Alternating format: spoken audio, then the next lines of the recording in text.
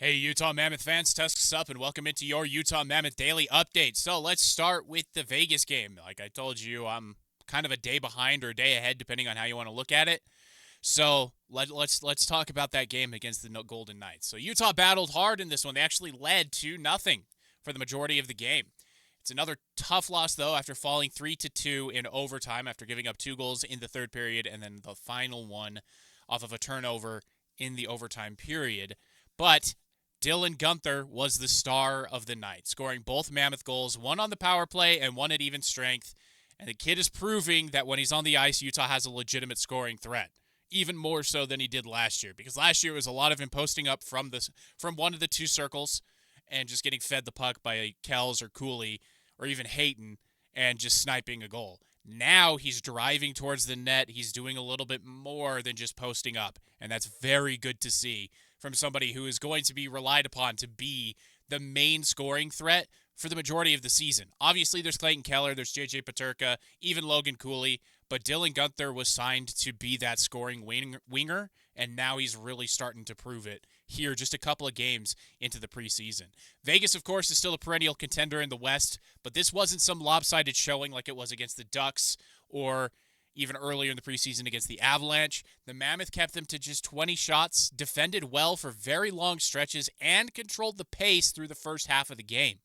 The problem, as it so often did last season as well, came late when Utah surrendered the 2-0 advantage. The tying goal in the third period gave Vegas the momentum they needed, and it carried over into the overtime period where Shea Theodore sealed it in overtime off a costly Utah turnover, which is going to happen with younger teams. The good news, Utah is playing with structure now, limiting shots and finding chemistry up front. The bad news, closing games is still the Achilles heel.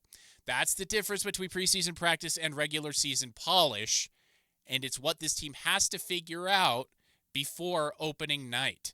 And I think they will. I think this team is going to be, for us, not sneaky good. For us, this is going to be the team that is going to be exciting to watch and is going to be really good. But for the rest of the league, sneaky good.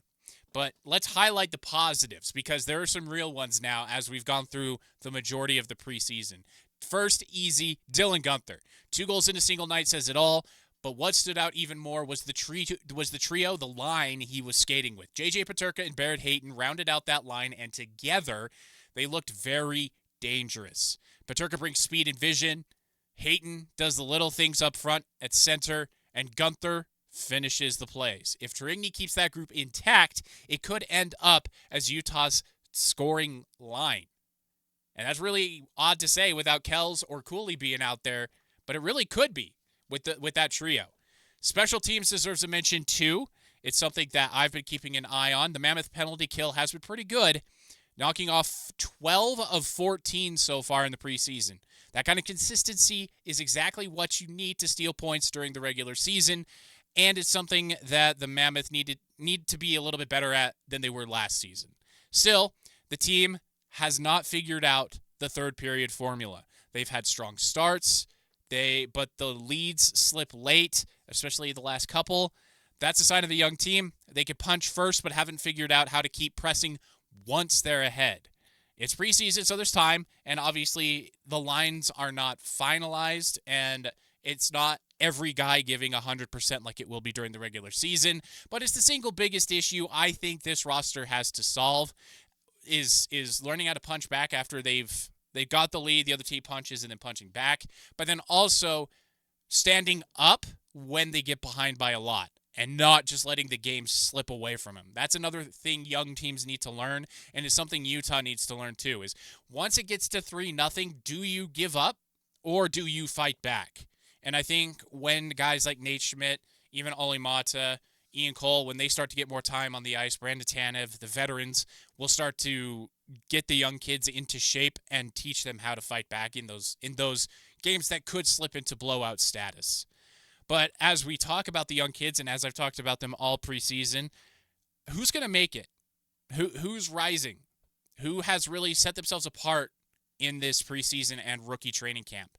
So that is one of the best parts of the preseason, is keeping an eye on that young talent, and the Mammoth have a handful worth watching. First, Daniil Boot remains the only prospect with a goal in the preseason so far, showing off that size and heavy release and just the beautiful stick handling that he has. Dmitry Simashev might be the most NHL ready of the bunch. Against Vegas in particular, he was tasked with tough defensive minutes, showed poise, and even got looks on special teams, both on the penalty kill and on the power play. That's impressive responsibility for a 19 or 20-year-old defenseman. Maverick Lamoureux, someone I haven't really been talking about, is still developing, but you could still see the strength gains paying off. That's what he's been really working on this past offseason, even dating back to last season. Consistency shift to shift is his hurdle, though. He shows out and shows off really well one shift, and then the next shift comes and he disappears. So he needs that consistency. Mikko Matika has had an assist and flashes of skill that make him an intriguing depth option. Should injuries strike more en masse, he could get some time up in the big league level. And while Tijjagin, Cole Bedoin, and Artem Duda haven't hit the score sheet, they're still being tested against real NHL competition, and I still think Tijjagin is the best of the bunch. That might be personal bias because of the name on the back of his sweater, but I still think that he is the best of the bunch. Coach Trigney said it best, though. We're there. We're looking. It's up to them, the young guys, to steal the job from the older guys. It's exactly the point of these games. If a guy forces his way into the conversation, the staff will have no choice but to keep him around when the final cuts come. And those final cuts are coming really soon. So what's up next for the Mammoth? What are we looking forward to here? The team gets a few days off again, which is nice. No back-to-backs here, before traveling up to Boise to face the Los Angeles Kings on September 30th. This is something I talked about a few days ago. Really cool to see the Mammoth kind of on tour, I guess, while the Delta Center is getting finished up and ready for the regular season. That game should feature more of the projected opening night roster as camp starts to narrow the roster to the real thing. This is the time of year where decisions start being made, and there are going to be tough ones to be made. Do you cut the veterans in favor of the young guys? Do you keep the veterans on to start the season and allow the young guys to season up as we get closer to the trade deadline, and then those veterans get shipped out and the young guys come up? Or do you keep the veterans for the full season and go for that big playoff push without getting the young guys in there? That's a really tough choice to make for GM Bill Armstrong and Coach Andre Trigney. This is time, and so who sticks with the big club? Who heads back to the AHL or juniors? Prospects like Simashev and Boot are making cases, but it's tough to crack a lineup when veterans are trying to hold their spots.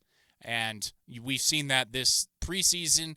With youth comes peaks and valleys, right? It's a roller coaster with the youth. So we'll see which direction the franchise wants to go. Big picture, Utah has shown progress. I know they're sitting at 0-4, or I guess 0-3-1. But they're limiting chances against creating legitimate offensive looks, especially as we get deeper into the preseason, and finding chemistry on key lines like that second line. What they haven't done yet is learn how to finish games.